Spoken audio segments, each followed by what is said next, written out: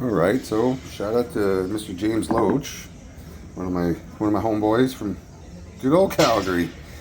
He came down and visited last week and kind of got me into the Good Mornings. We did some seated Good Mornings, so it started to kind of like, I think my erectors have not been getting hit with much specificity, and the things I've been doing I don't think have been like quite the right thing for where I'm at in my program right now. Anyway, we tried some different arm positions, we tried some different setups, and my left shoulder just can't get back into position, so this was a good workaround. He actually suggested this, and I was too burnt out. I was like, fuck it, I'll try it another time. Well, this is another time. It went pretty well.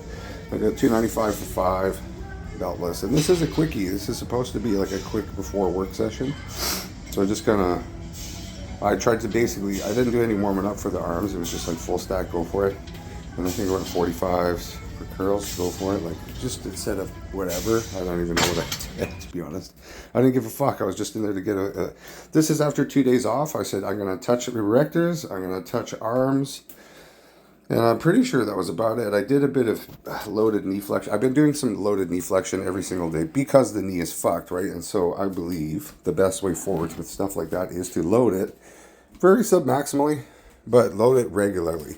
So I got to get in there and go on some kind of a leg pressy thingy machine that basically scrunches me up into the most painful, deepest range, the crouching style position that I want to be into. I want to be able to crouch down on the tips of my toes comfortably without any huge problems in the knees, and I don't know if that's ever going to happen, but even if it's painful, I would like to be able to execute that movement regardless. Even if I have to like space it out, just do it once in a while, whatever. I have to be able to crouch. It's a fucking non-negotiable for me. You should be able to crouch as a human being, and that should be a non-negotiable minimum amount of function for pretty much everybody. So I doubt this needs very much elaboration, but right, if you got weak spots, do the things you need to do. Bring up the weak spots, even if it sucks. Look how sucky this is. It's a 7-0. That's a sad number. But that's what the knee can handle. That's what we're gonna give it. And we're gonna live inside the reality of like, if I just start where I can and forget about everything else, we'll probably get further than if we just worry about the right time to start. There's never gonna be a best time, guys. There's no such thing as a best time. The best time is now, actually. So yeah, I guess there is, but right now. And do what you can. Fuck, it ain't complicated. Okay, so I was almost done anyway. Here's another note. I'm carrying it on the leg press, so you can kind of see where that's about as deep as I can get. Any deeper and my back starts to lift off, right? So if your back starts to lift off the leg press, it's not muscular structures that are taking the stress, it's the ligaments of your spine. So once you start to feel that tension in the low back, put your safety about there, and I think if you're going to play around in that range where you've got the extreme stretch of the ligaments, it's not a no-go. It's just to be really fucking careful there, because once you tear a ligament, the path to health again is very long. And some oftentimes you just like spot like the iliolumbar ligament, it will not reattach that. So you would have to basically make all the changes necessary to make sure that there's stability in other structures to make up for the damaged or missing structure, right? So be careful with bottoming out on the leg press. Full range is cool, but if your back starts to round, you want to set the safety at or above, or maybe just a little bit below if you want to get sketchy with it, right around there. Again, the process for beginning a leg tap, and it is a tap, we're not training, we're just tapping. Is see, as tight as you can get to the platform, weight at an appropriate number, it's not going to hurt you, and then just work your way up, right? So this one's fun, because I can't get in position very easy. I'm going to stand up, set my butt up here, put my feet in position, and then I'm nice and braced. And then I have to like sink and smash myself down into the position that I'm in, with my feet down. With about, that's where I like them. Those are loop instructions. Smash the knees and then sink down until we're in a bad spot. Oh, a bad spot would be a good spot. Then look how much bend we got. So that's kind of what you want. A therapeutic deep flexion that is not maximally loaded. That's 70 pounds. I'm 220. I've been doing this with body weights. This is like a more than 50% reduction. And so I'm getting a nice, good stimulus, good stretch. It is swollen as fuck. That's the game. We're just going to go in and out a bunch. That's it. It's not very complicated. And at the end, if you want to add a little, you can do a little of that. And if I want to load up isometric quads, we're going to go full blast on that, shorten the range. And I'll just hold probably mid-range there. And then do calf extensions with a quad isometric. So you can still get a lot of work done without smashing through the joint. And I'm prepping for knee sleeve fitting on Monday. And today is Saturday. So this is how I would do it. That's it. I'm going to go do the track because we don't have the pool available. So I'm going to do the quarter-mile track, and then I'm probably going to take a shower after. Okay, last one. I guess this is my 4th lap around the track. I did 1 with shoes and maybe 3 without shoes. And it's nice out here. Look at it. It's cloudy. It's cool. I don't really like the heat. It feels good on my feet. Track is made of clay or something shit.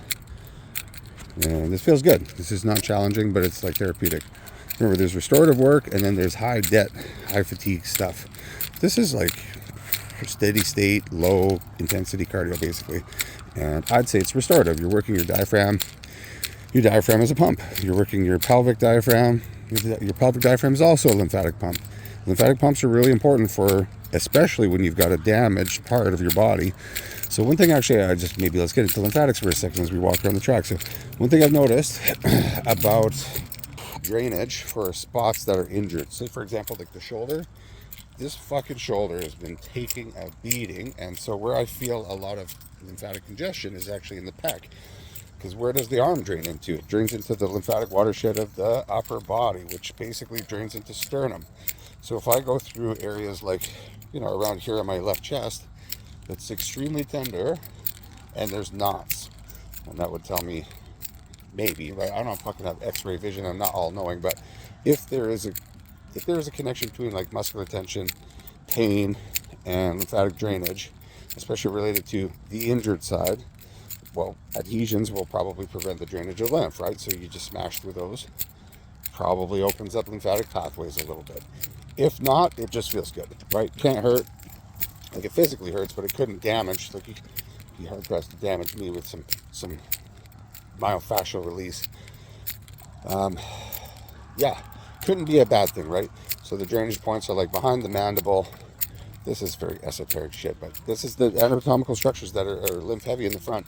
Behind the mandible, the angle between like the ear and the edge of the jaw. Like kind of where the back of the headphones reach. I'm not going to point at it. My hands are full.